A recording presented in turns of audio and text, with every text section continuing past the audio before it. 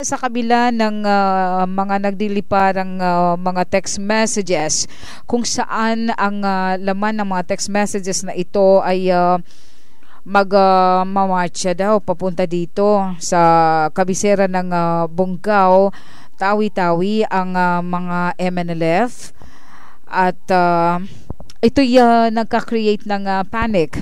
Ang mga paaralan tulad ng MSU Science High School at isang pribadong eskwelahan ng Notre Dame of Bungaw, kahit hindi sila nag-declare ng holiday, hindi na pumasok ang mga estudyante. Ito'y mariing pinabulaanan ng hanay ng pulisya ni Police Senior Superintendent Joselito Salido dahil aniyan patuloy siya nakikipag-ugnayan sa Naval Task Force 62 at ng Philippine Marines sa buong lalawigan upang mapanatili ang peace and tranquility ng lalawigan. So far, hindi pa naman tayo apektado ng mga kaguluhan doon sa Zamboanga at yung recently nga yun sa Basilan.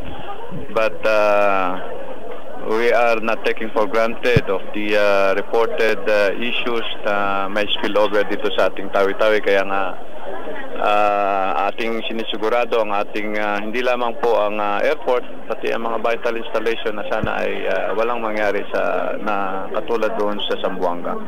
Umapilan na din si Tawi-Tawi Governor Norbert M. Sahali for sobriety and calm para sa mga residente, lalong-lalo na ang town mayor na si Mayor Jasper Cue na mariinding pinabulaanan itong mga text messages na ito na walang basihan at walang katotohanan.